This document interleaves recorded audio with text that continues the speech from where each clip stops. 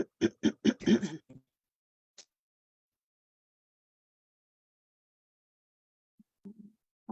so we're starting. Just let me 1 second. Oh, God be praised. Okay. Good evening, everyone. Welcome back to Wake the Nation with my co-host, Thais Love. Tonight, we're together. We're, just us tonight. And, oh, there she's, what's happening? The where she is currently, the Wi-Fi is a bit spotty, but here she is again. And so I pray that she'll be on when it's time for her section. I don't know, technology, there are times when we have to just play it by ear. So, but let's just start today's Wake the Nation. As you'll see, we have a new set, thanks to Yes. Kamali. Thank you. So tonight's topic is the voice of fear magnifies the hypothetical. And I actually got that from one of our previous co-hosts who now, because of work, is unable to come as well. The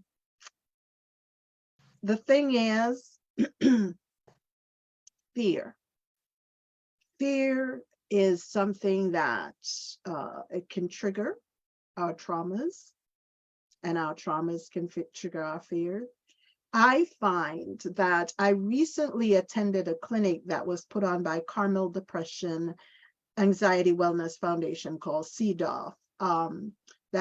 She partnered with the Brooklyn Library that is on Cortelyou, and it was for the entire month of August. And I tell you what, there were elected officials, there were professionals, folks were coming. I mean, on our board, we just lost one of our younger members. And, folks were really affected by his sudden death. And, we've had folks that talk about losing loved ones and how that triggers fears in them. It happens, and different events that happens can trigger fears as well. So you have normal occurrences and things that happen in our lives, in our daily lives, that can cause fear. Now, as I said, the topic is the voice of fear magnifies the hypothetical, meaning that, sorry, excuse me, my throat is a little bit. When fear speaks, all the conjectural theories that we have in our mind just seem to come alive, right? The things we think about, like that we were just thinking about, just not really thinking, dwelling on, but just thinking about, but it was a theory. It was not real. And when fear speaks, suddenly, what happens? The world that existed only in our thoughts suddenly seems real to us, right? Now, fear is a distressing emotion, and it's aroused by impending danger, evil, pain, etc., right? So it can be real or it can be imagined, right? What this does, though, is that it affects us, our autonomy, right? It affects us. So it can cause us to perspire profusely, become paralyzed, tongue-tied. Some folks have urinated on themselves. Fear will do these things, right? It makes us unable to think, even pass out. I find it that in the Bible, as someone who reads the Bible, these are mentioned. Luke, who was a doctor, said that fear will cause a person to faint, right? To pass out. I've met folks that have told me how they got fearful and just passed out. Fearful when it was time to and we sometimes certain situation, like a lot of people are afraid of flying. It's really like a fear of death. But folks, when to speak, in front of others, right? Whether it's in church, it's on the job, or wherever it is. A lot of folks have attested that they've passed out before speaking to a group of people, right? And sometimes the crowds aren't as large as thousands. It could be 20 people. That fear can become real when you're in that situation, right? It can, right? And so, So yeah. you know, um, it also, I remembered personally recently, hold on one second. It's my camera lens. Okay. I remembered recently, was it last year or this year? I was driving over a bridge, and that had never happened to me driving over a bridge before. But this bridge was like 2 lanes, and the side of the bridge, like what separated falling off the bridge from the Potomac River below was, those gardens that are in the side, in the middle of the road. It was like that. So the vehicles, like, it's halfway. Normally you have the higher barriers. This barrier was practically nothing. And the bridge was 4 miles long, and it was very high. I think it was, I forgot how many miles up high it got to at a point. And I got on that bridge, and I tell you what, my heart started beating. I was nervous. I clenched the steering wheel until my right here, like, was, I could feel like pain. And I said, oh my goodness, not a time to pass out. I was like, what is this? I was just so, it was an incredible nervous time. But I prayed, my kids prayed, we played music, they were with me, they sang to me, they encouraged me, and I just kept focusing ahead and saying, you know what? It's safe, it's okay. The bridge is sturdy, it will not fall. People are coming and going, using this bridge every day. There was no wind blowing, so the vehicles weren't swaying. And truly, by the time I got halfway, I was like pretty much good. I was good. I was like, yep, we've made it. And we were good. And so sometimes when we're in fearful situation, we can talk our ways through, right? And there are other times that we have to realize that some of the fears that we're, the hypothetical things we've conjured up in our heads, that, it's actually not going to happen. The thing is, fear allows that little tiny thing to become magnified, so it becomes like a mountain to us. And that's when we start panicking, right? Or we start worrying. Like, sometimes the voice of fear can work like this. Like, you work with some folks, you hear that, like, they might have died from something. You don't know, but they died suddenly. And suddenly, because they're in your age group, you start panicking, you start worrying. And so you start worrying. And what fear does is cause there to be like symptoms, like you're like, wait, what? And then when you go to your doctor will tell you you're okay, but in your mind you're like, no, and that's what fear and worrying does. So we have to be careful. And I just want to read a scripture that has always been one that I, when I think about it, I'm like, seriously, we ought not to worry. The Bible tells us we ought not to worry, because the thing is, worrying only robs us of living, right? It does not enhance and build our lives. When we're worrying, it stops us, it paralyzes us. Fear and worry will stop us from doing the things that we need to do. It will stop us from going to the ball game. Remember, after 9/11, folks didn't want to go out. After mass shootings, folks don't want to go to restaurants. They don't want to go anywhere. That's what fear does. Fear robs us of living, right? It's like you can't go anywhere. You can't do anything. But that's not true.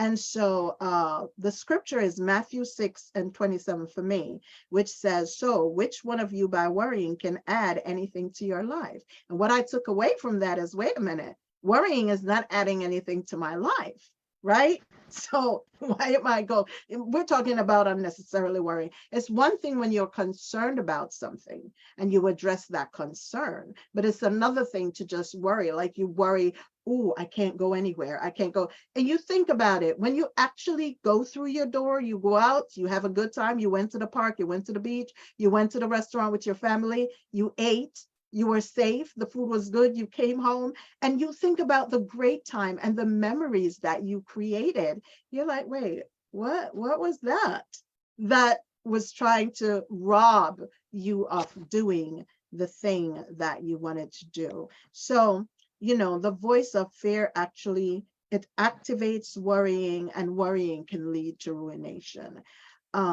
We talk about triggers and traumas, and how traumas can really trigger, fear can trigger our traumas, and traumas can trigger our fears. So it's like they work hand in hand. When you think about that, isn't that like really totally like dastardly? Like, I travel around and I communicate with folks all around the world, and folks, I hear the stories are so similar. The situation and circumstances are different, but that fear, that worrying that robs folks and paralyzes folks, it was one and the same. And so it hinders folks from doing what needs to be done. It doesn't matter what continent, what race, what creed, what color, what religion. It really doesn't matter.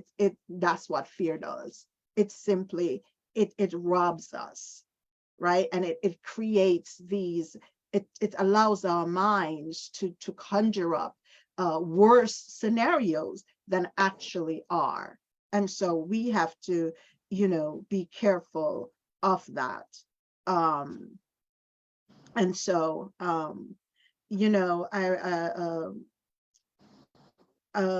therapist, she was on our before on the showcase, Mrs. Shari Loveday. She said something that I totally like.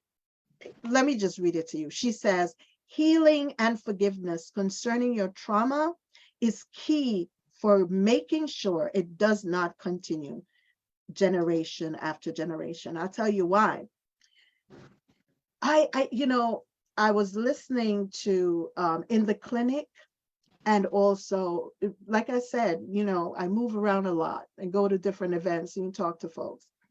And something that I'm hearing parents, mothers, sons talk about this, that wait a minute, their children are struggling with panic and anxiety. There's children struggling with worry. Their children are struggling. And so I was like, wait a minute, but it's not supposed to be something that's genetic, right? So clearly it's something that is bigger than we really needs to be addressed, because a lot of times when we're warriors, like so many mothers and fathers I've heard said that their children are worrying. Some are young kids, some are adults, but some of them are young kids that are worrying now. And I'm like, what? And so, they have to get therapy for their children. Thank God they're recognizing what's happening. The other thing is that parents who've dealt with abuse, and they've been abused or been abusers. The thing is, guess what?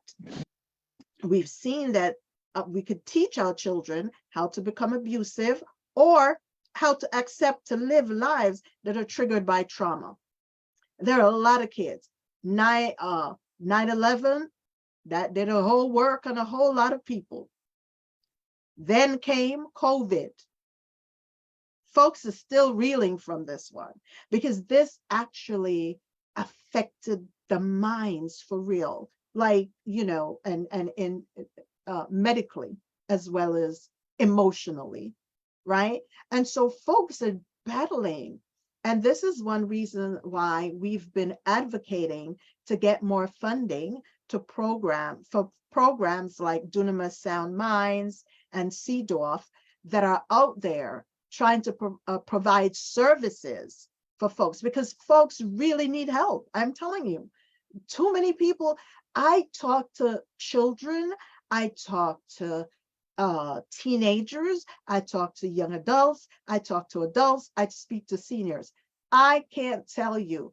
I would say 8 to 9 out of 10 folks that I've spoken to in each category are afraid of something or another. Children are afraid that when their parents go to work or they drop them off at school, they will not see them again. You should hear what some of these kids have to say. And I can't even begin to tell you, like, some of the fears that people are battling, like struggling with, So I'm going to turn it over now to Mrs. Thais Love. She's a therapist, she's a psychologist. And, I seriously, I know we've spoken about this topic, and not necessarily this topic, but we've spoken, and within the category, right? The thing is, though, this past year, I have met too many people. I've spoken to so many of my elected officials. So many more are having funding towards mental wellness. You see, it is no longer considered, listen, we have to educate each other now that, listen, dealing with fears, anxieties, and panic attacks is not a weakness. It's just like when you go to the, in 2020, Mrs. Thais came out love. She had this slogan, get a checkup from the neck up. The thing is, and she would provide service, just for that. The thing is, if our mental health isn't well, guess what? The rest of us is not, the rest of our bodies, not well. We do not care about work. We do not care about our families. When our minds aren't well, you would not believe that how everything else is affected by that. But when our minds are well, you think about how much more productive we are, how much more we can give of ourselves, how much more we can receive. But when our minds aren't well, we cannot give, we cannot receive. We're in that state. So this is the reason for addressing this. And because I have just talked to too many people over this, just even within the past month. So I wanted to start this season, Wake the Nation, by dealing with this. Of course, next month will be a different topic, but however, this is what we're going to talk about tonight. So Mrs. Love will talk about, she'll continue the conversation and also give solutions to how we can untrigger our triggers, which is essential. We need this because we have to have little tips of how to get through our daily lives. For folks who are traveling on the subways, they were shooting on the subways. There are folks who are still leery about that. For how, to go out, just to live. I tell you. It's so true. It's so true. Good evening, everyone. I'm just so glad to be here. Thank you once again for inviting me and helping me get the word out, because that's the whole thing. You can't address what it is that you don't know. And you're absolutely right. so many people that are literally, more and more people, studies are showing that more and more people are having regular panic attacks, having regular hyperventilation, having regular bouts with fear and anxiety on regular. First of all, fear is a learned response. We are not fear. We're not. An infant does not know fear. It learns fear as it gets older, as it has different experiences, and our parents teach us how to fear. Fear is a response to a stimuli. Something goes off and a loud noise, and you might get startled. You don't even think about it, just jump, you know. You learn to jump like that because your body is ready to take action to remove you from whatever that loud noise is, so that you can be safe and out of danger. Okay. An infant does not know that. When an infant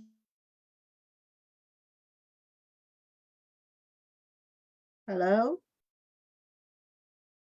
Hello?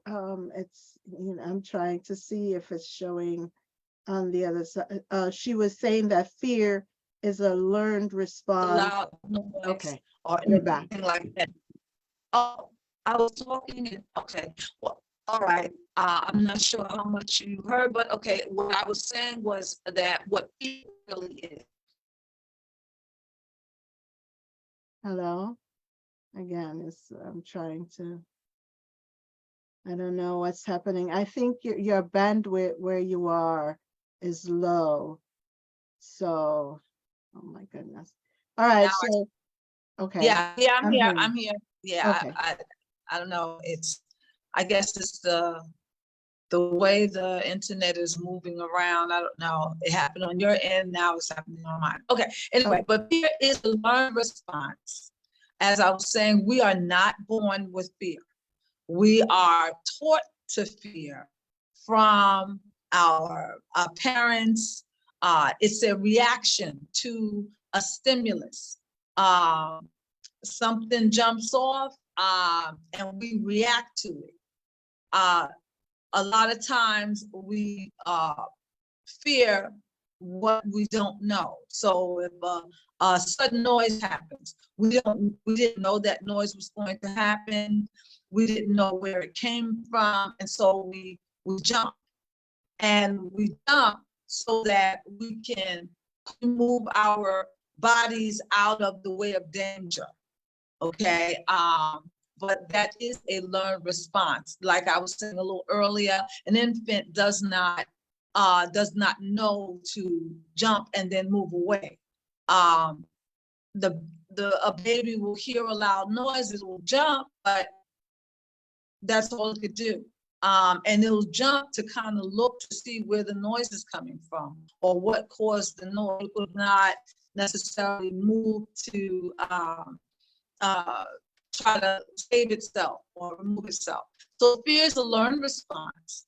And over time, as we have more and more experiences that are not so pleasant, we learn to avoid having not so pleasant experiences.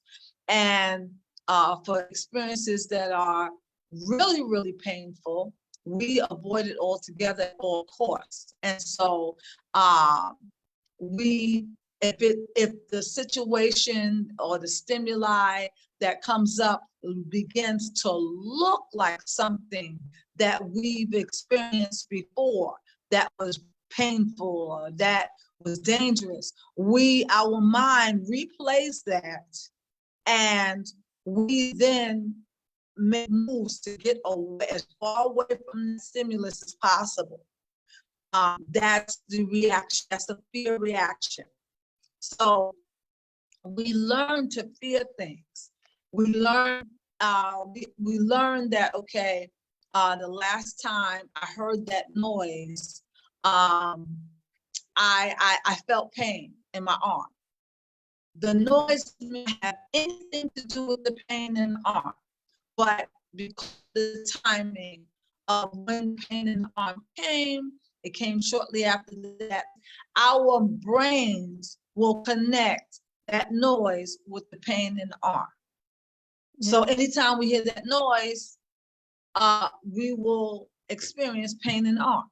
Or even, may I And say something? Even sure, with me on the bridge, that yes, situation was because I fell as a child. I fell from a wow, height as a child. And so I've always had this fear of falling. This is one of the reasons I never climbed trees. And so going over the bridge and the height, it was triggered by that. I mean, it took yes. a moment and it took a while, but yeah. So yeah, But that's the was there. thing. Yes, that's the thing about fear. Once you learn or you make that association, high heights, I might fall, so I don't want to fall. So I'll do is make sure that I don't fall by making sure I'm not somewhere with high heights. And then when you find yourself in this situation where you're at a high height, the mind starts to remember, oh, I fell once, and it was from a high height. And now I'm in a situation where I'm in a high height. You were not going to fall, but you remember, it triggered a memory Yeah. that with the time when you fell from a height. So, you begin to tell your body, okay, you need to get away from this high height. Let's get out of here. This is dangerous, so I'm going to move. And you were trying to get away from a height, but you wanted to get from, you had to drive across the bridge. So the whole you are afraid, but you are moving through the fear.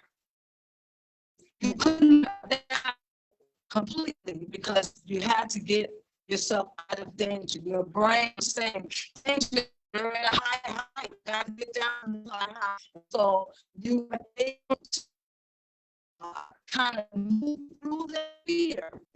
It's saying your bandwidth is low again. If you turn off the video, maybe because I was hearing you louder when the video was off. When you put up your picture, Okay. so try again Okay. because it was Can you saying the hear me? Can bandwidth you is. hear me? Can you hear me better now? Yeah, I'm hearing you. I'm hearing you. Okay. Okay. Do I have to repeat everything, or No, do you no. You hear? can continue. You can Oh, continue. okay, okay, okay.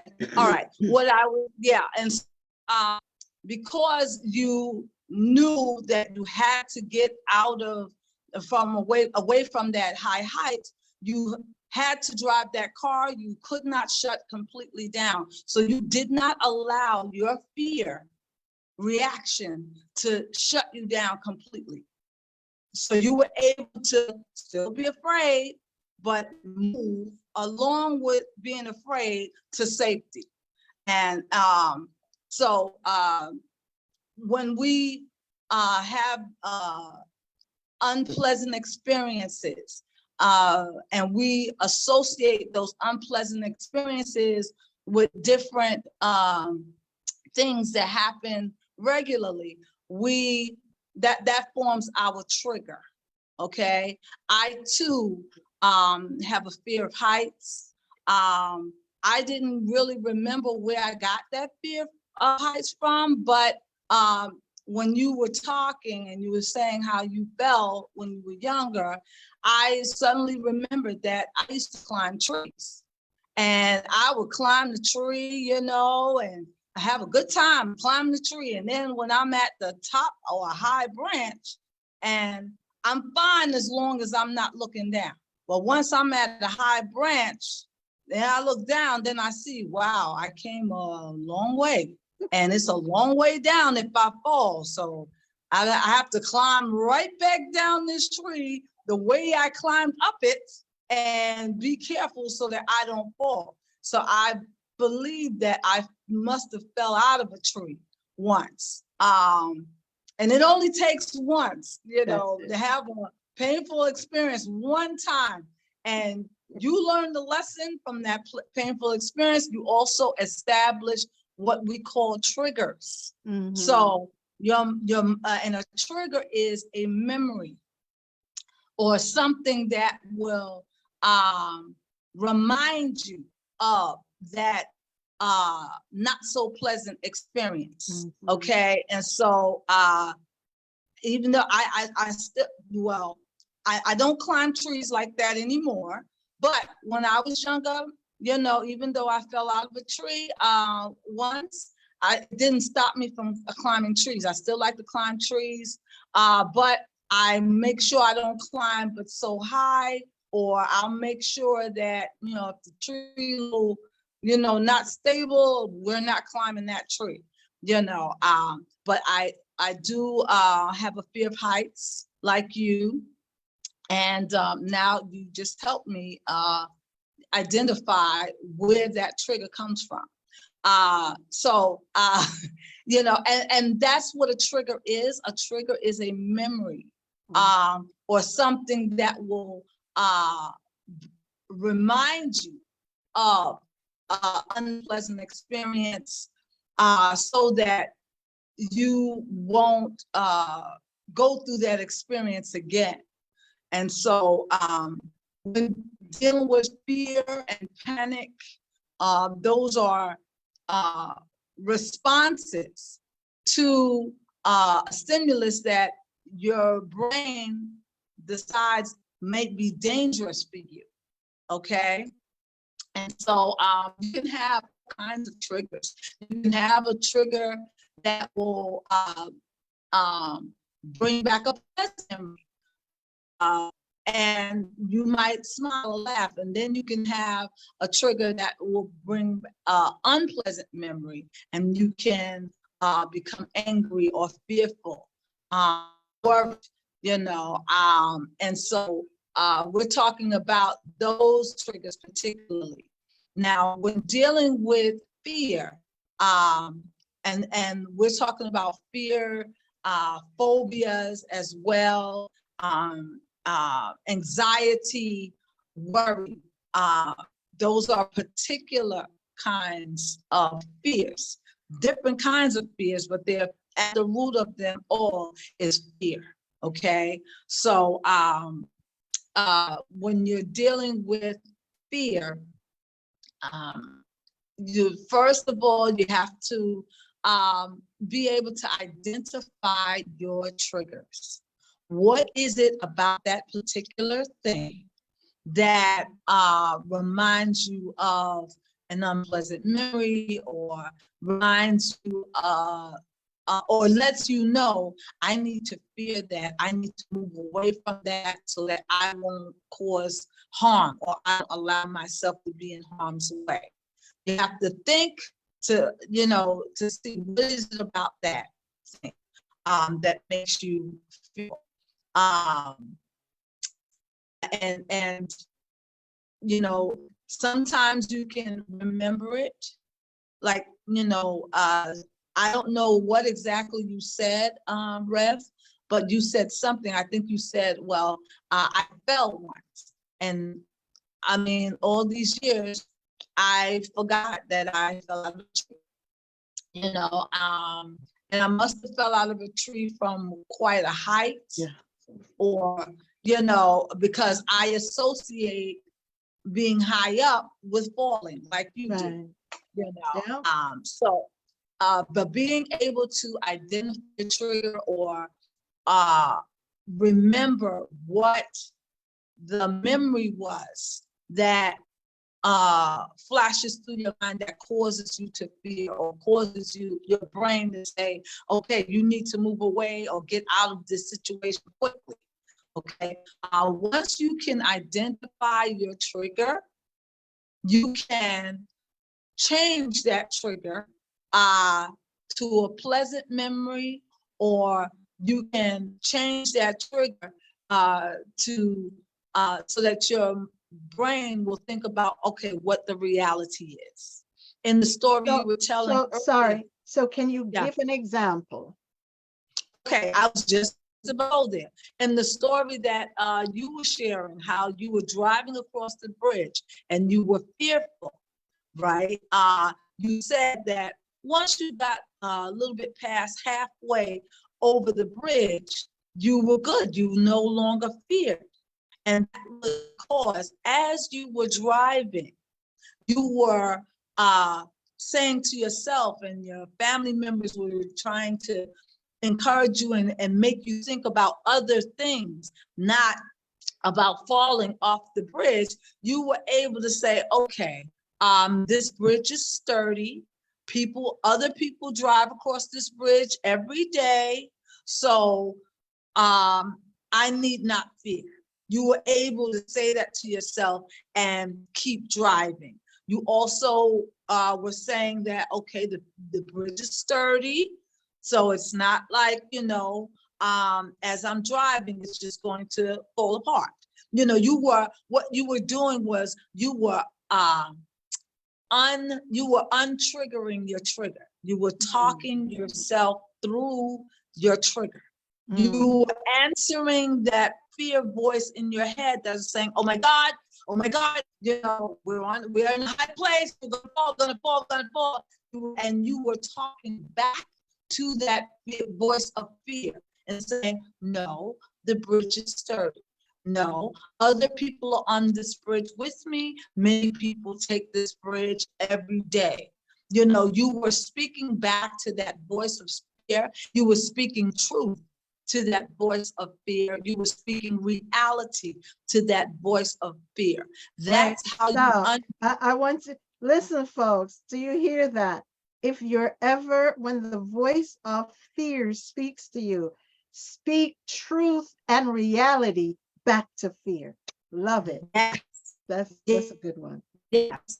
The voice of fear lies. Yes. The voice of fear Lies. have a whole truth. The voice of fear does not speak to reality. The voice of fear speaks from the past. So that trigger that you had about being in a high place, your brain was thinking back to a past experience. Your mind took your mind back to that past experience of when you fell, and then your mind kind of stayed there, and then you feel falling. But as you move through that fear, you turned around and spoke truth to that voice of fear and said, I am no longer back there in the past. I am not falling. I am not at risk of falling. You brought that voice of fear back to reality. That happened back then. The reality is, I am not falling. I am driving. I am going across the bridge. I am halfway across the bridge already, and I am going to keep going until I get to the other side. And that's the reality. You stated yourself. That was then. Yes, I did fall way back then. I am not in a position where I'm going to fall right now. The reality is I'm driving. I am not falling. And I'm moving forward. So you brought, not only did you speak truth to that voice of fear, but you also brought that voice of fear into the present, into reality. When we run off into our fear response, when we let that voice of fear speak to us and we are listening to it, reacting to it, we are not in the present. A lot of times we are not in the present. Our minds is back in the past where we had that unpleasant experience. That's where our mind is. And then our mind is telling us we're going to experience it again and again and again. But the reality is you're not back there. Thank You you. came out of that experience and you're here. You're here right now and you're going to move forward. So yes, it is very important to know where you are and remember, okay, that was back then. I am not back there. I am here. I am right here. And where I am in a safe place. I am fine. I am with other people and I'm moving forward. Okay. Because the voice of fear will pull you back into time and pull you out of reality. Yeah. Because the voice of fear lies. It lies. Okay. Yes. And Hear what that, is folks? Listen, the voice of fear.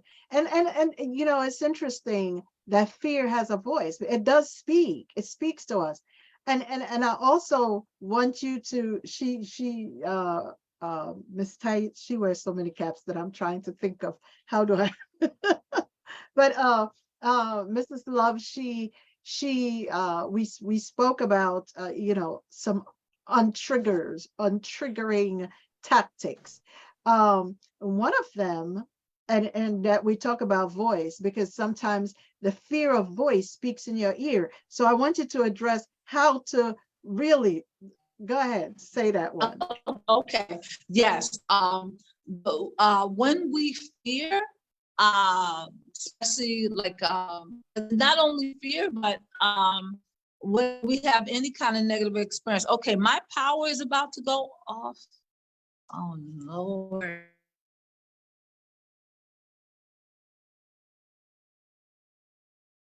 Okay, so she said her power, hello? She said her power is about to go off, so she might have powered out, but and we're almost to the end anyway.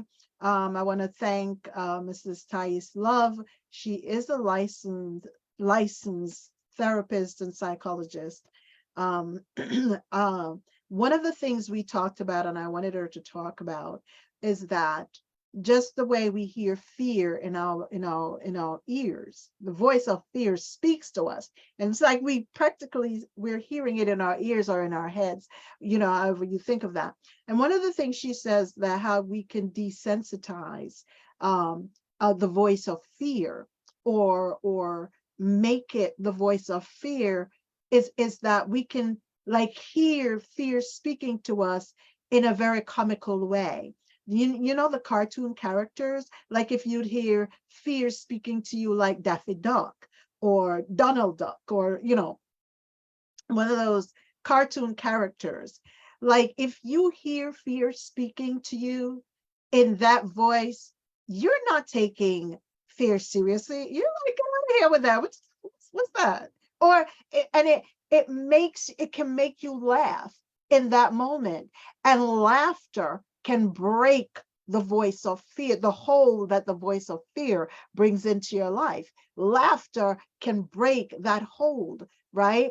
And so when you hear that voice, you can dismiss it, or you could just laugh at it. The other thing she talked about is hearing the voice of fear speak not into your ears or into your head. So a way of lessening the intensity of the fear is, you think about this seriously. Like these are little you know, ways in which you can have fear be lessened or be desensitized, is hear fear speaking to your ankle instead of in your head. Think about it. Like the voice sounds so far away. It seems like if you just picture in your head that voice, whatever that voice is saying, whatever that fear is, right? And, you know, for some people it's real. There are folks who've had members of their family die from certain illness, right? And so they'll go to the doctor, and the doctor say, I think you need to address this issue. There is something going on there. And Just that's all the doctor would say. And they're taking it to, oh no, their fathers, uncles, brothers, cousins, and so forth and so on, or grandparents or parents, and siblings and aunties and uncles or whatever. And then it triggers, right? The voice now starts being intense in their ears to say, oh, so now it's you. No, but if you can like lessen that intensity, desensitize, think of it as the Donald Duck or Daffy Duck or whatever other cartoon voice that makes you laugh, or hear it speaking to your ankle, or just being away from you. And you're like, wait a minute, but that's not, the doctor didn't even say anything like that. Get your report. Now you're able to get your report. Now you're able to listen to what the doctor has to say without fear gripping your throat, gripping you at your throat so that you can't think properly. You can't process what you're hearing properly. And you can't, if you need help, get help, the help you need, right? And many times it's nothing. It's not even what you thought it would be. How many times have you fear just came and lied to you? I like that she says that fear lies and speaks from the past. Sometimes it's not even our past. It's past of our ancestors, past of the neighbors, past of what's happened in the past. But just like how I explained to you that my fear of falling, and I fell from height and I fell into water. So I was just triggered at that moment. And that moment, it was just full on, just, you know, just decide, oh, we could just all just go over. But that wasn't reality. The situation that I was on, with the boat that I was on the boat, I was in the water, on the water at the time, and fell in. A whole different situation. I spoke about that in one of the episodes. You have to go back and see that. But the thing is, as I said, my kids were there, their voices in the present. Cars are coming and going. There were no cars falling off the bridge. The whole ridiculousness of it. I mean, at one point, I just started laughing because I was like, what was that? Where was that? Just the ridiculousness of it. So, speak truth to your fear, speak reality to your fear, picture that voice being less intense. Picture that voice being at your ankle or anywhere else besides speaking to your back even, right? But away from your face, away from your head. And, uh, speak truth. Whatever you do, speak truth, speak reality to your fear. Fear is a voice that conjures up theories to try to come and to overwhelm you, to the point where, your nerves start reacting, causing your body to react. But know that there are numerous things happening in the world, and that's not to be denied. There are natural disasters, there are personal upheavals in folks' life, but there is always a way out. There's always a plan. There is always a way of escape. There's always an out. And so, in order, I always say, seek help, get help. There are numerous, I would say, see a counselor, see a therapist, and then they can refer you from there as to the severity of what it is that you're going through. And, for those who believe God, pray. I will leave you with this scripture. It's from Isaiah 41:10, which says, so do not fear, for I am with you. Do not be dismayed, for I'm your God. I will strengthen you and I will help you. I will uphold you with my righteous right hand. And when you think that you're not alone in whatever situation that you're going through, when you start speaking truth to the voice of fear, because fear speaks lies, when you start speaking truth to the voice of fear, when you start bringing yourself back to reality, when you identify the trigger, and know that in the moment that you're going through it, sometimes you're not able to identify what is triggering your what caused the trigger.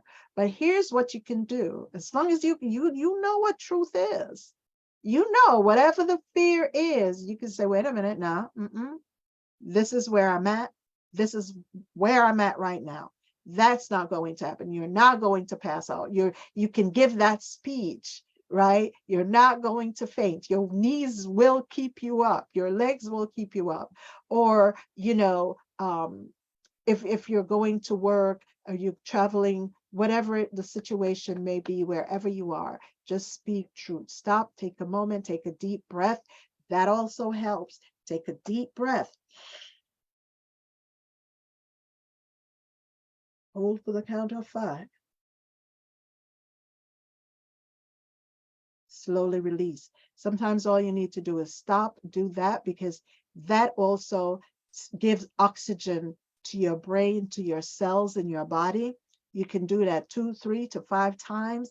If you're walking, if you're driving and you're going through, maybe you can pull over to the side. You can do that and know that, or you could just keep going. Like me, I could not pull over anywhere. I had to simply keep going. I took some deep breaths as well. I did, as well as, speak truth to the fear. So I do pray that and hope that, the voice of fear will not be magnified in your head, that you can absolutely, absolutely lessen the intensity. You can speak truth to it and it will disappear.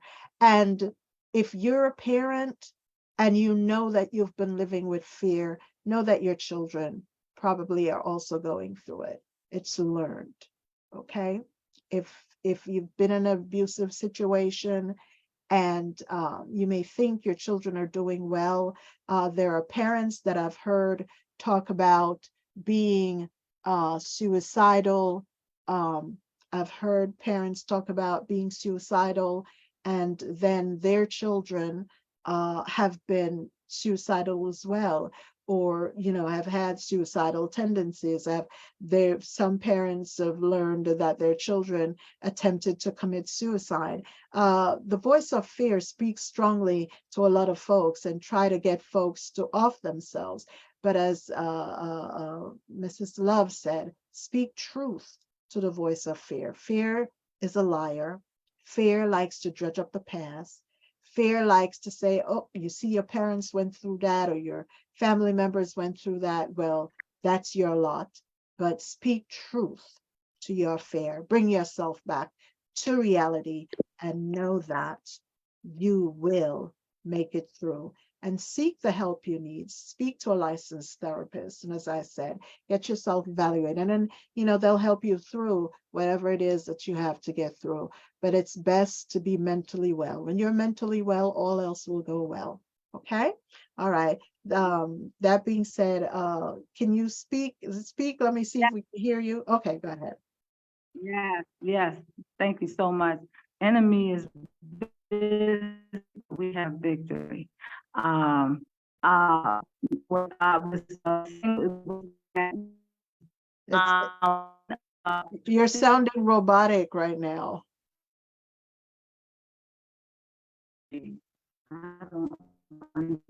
Hello?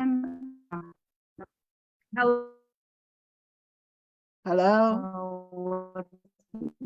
Is better now? Okay. Go ahead, speak. Let me hear. No?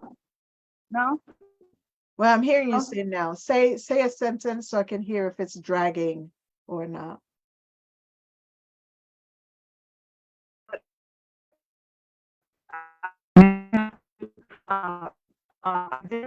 Yeah, it's very robotic. It's like I'm not hearing clearly because it sounds like very robotic, like a you know, that kind of a. Okay. Okay, now I hear you. Okay, you can hear me better? Yes. Is okay. When addressing fears, if you can identify your triggers, that will, you can change your trigger and you can speak truth to your trigger. Another thing is, when you're going into fear, or sometimes it happens just before you go into anger or any kind of negative emotion, you will hear a voice. A voice will speak to you in your ear. And if you take a moment, not react just so quickly, take a moment and listen to that voice. Try to identify whose voice it is, or where is the voice? Where do you hear the voice? Sometimes you might hear the voice, it might sound like it's above your head. Sometimes you might hear the voice and it might sound like it's speaking in your right ear or your left ear. Sometimes it might sound like the voice is like right in front of your face, shouting at you, right? When you take a moment out to identify at least where the direction of the voice is coming from, you can change the direction of where the place of where that voice is coming from. So if it sounds like it's right in front of you and it's shouting at you loud, try imagining the voice down coming from down at your foot, at your ankle. When you move the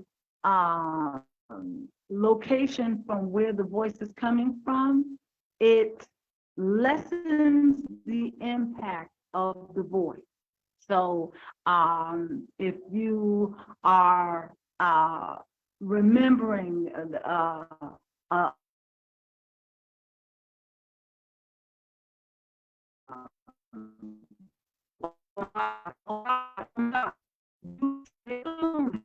Hello? and just think Did about you move? where. No, hello, Okay. can you hear me? Now I'm Can you hear hearing me? you again. Okay. Yeah. Uh, are hearing that voice and you're in a fearful situation and you're hearing that voice going, oh my God, oh my God, oh my God, and it's getting really, really loud. Take a moment before reacting. Just take a moment, breathe, and think about where you're hearing the voice. If it's like right up by your face or right by your ear, imagine the voice coming, saying, oh my God, but saying it from by your ankle. When you move the location of where the voice is coming from, it lessens the impact. And it might sound softer, or lower, because it's coming from your ankle, not up at your ears, or in your face. And that will allow you to calm down a little bit and also think, just react in terms of what you will do next.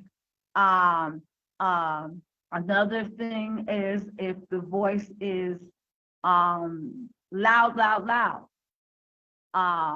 and it's right in front of you or right above your head or in your ears, both of them. Imagining that voice, that whatever it's saying, imagine that it's that person or that voice is saying it with a cartoon voice.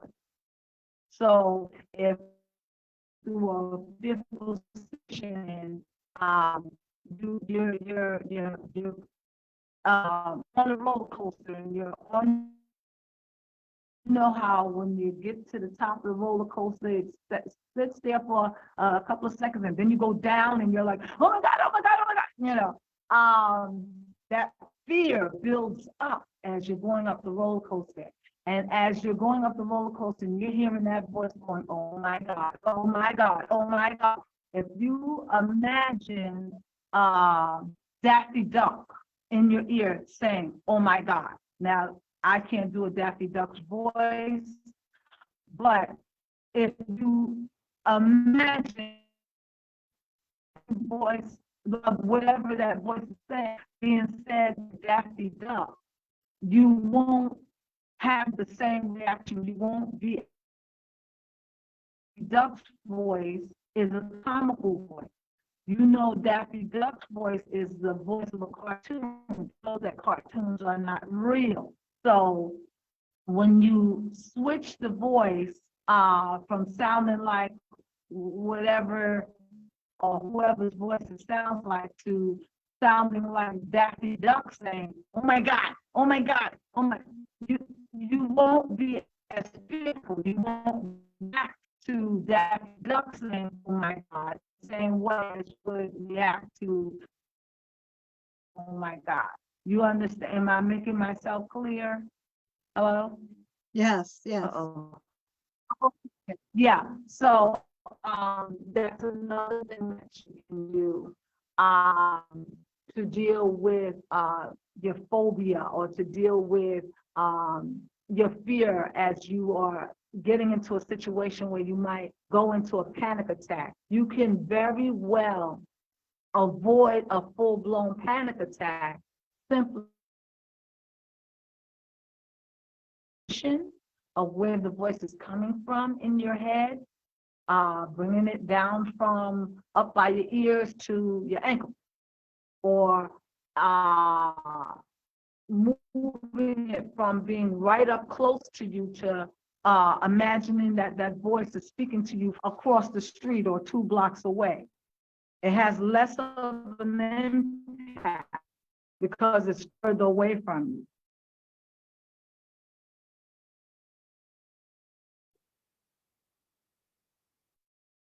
Hello?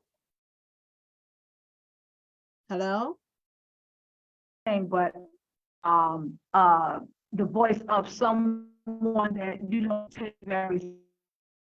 If you imagine that it's the ant, an ant on the floor, crawling by saying, "Oh my God, oh my God," you would imagine that if an ant can talk, it would have a very tiny voice.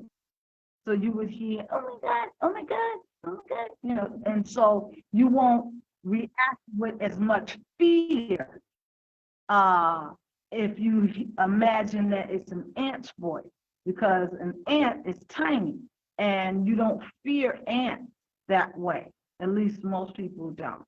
You know, you don't think of it as something that will cause you danger or bodily harm normally. So switching the person or whose voice it is will also help to calm you down, or at least slow down your reaction, your fear reaction, okay? It reduces the sense of urgency in your mind, okay? And so those are some things that you can do when start speaking. You can actually change the voice of fear into a voice of reason, or you can shut that voice all the way up to silence. You have that authority, you have that ability. You just have to take the time out to remember to do that, okay? When Rev was sharing her story about going across the bridge, she spoke back to that voice. That is another way to shut that up completely, by speaking back to it with truth and speaking back to it with reality. It could not argue with you because your brain understood, you know what? She's right. People ride this bridge every day. That is true. Your brain, your whole body, your spirit recognizes truth. And that's the thing about truth. your truth is the truth is the truth, no matter what. It's still true. And the truth rings in your spirit. You know, once truth hits you, hits your ears, it casts out fear. It casts out the lie. Okay, so can do when the voice of fear starts speaking, you can change the voice of fear, change its location from where it's coming from, and you can speak back and speak truth and reality back to the voice of fear. And that will make the voice of fear shut up. Okay? That's right. Thank Always. you. Thank you. That's right. Thanks so much for allowing me to share. I hope some of those things were helpful, and you can try it. And you know, put it in the chat. How did it work out for you? Yes, yes, yes. Let us know. You can put it in the chat if you've tried any of the suggestions that you heard and it worked for you. You know, just go back and put it in the chat. Let us know, because, you know, or even if you can, I'm going to upload this as well to my YouTube channel. She'll also have it on her page as well. Dunamis Sound Mind. And you can reach out to her as a licensed therapist, as a matter of fact. Excuse me. You can dial, you can reach her at 718-576-8110, or you can reach out on her Facebook page, Dunamis Sound Minds as well. You can messenger her as well. So know that you have both the ability and the authority to change or silence the voice of fear. You don't have to go around being bullied by fear. No longer. You've been given some solutions. You can lessen the intensity of the voice of fear. You can shut up. You can actually silence the voice of fear. You can lessen the intensity by hearing the voice of fear like the voice of an ant, like a comical cartoon character, or speaking to your ankle, speaking to your toe. You know, how ridiculous is that, right? When you think of that, and as I said before, take a breather, take a breath, take deep breaths so that you can oxygenate your brain cells and the other cells of your body. And, you know, when you envision the voice speaking to you like an ant or a cartoon, fear speaking to you like that, you're going to laugh. You're going to think how ridiculous it is. And as I said before, when Thais was off, is that you will start to laugh. Laughter also breaks the intensity of the fear and just the whole panic, anxiety. You know, the moment you can laugh, you've just disarmed fear. Yeah. It's Yeah. madness. Okay.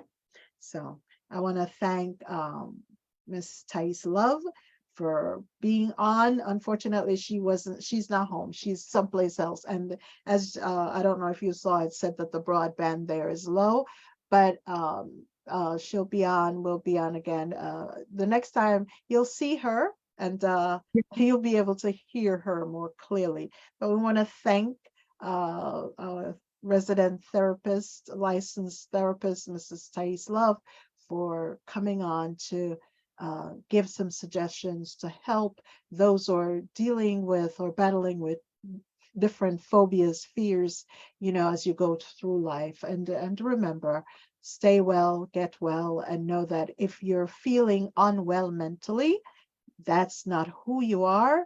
It's like an illness. If you have a cold, you have a cold. You do not go around condemning yourself for having a cold, right? So don't condemn yourself. Know that this is something that you'll get through as well. Okay? Stay well, be well. And as I said, know that You do have help. And for those who pray, keep praying. Know that God is with you. Okay? Get the help you need, whether you have, know that you do have an advocate, right? Always seek help. And don't be ashamed or stigmatized, or don't feel less than when you seek help. You're doing a great service to yourself and others, because when you're well, as I said before, you can give more of yourself to others and you can receive. So be well.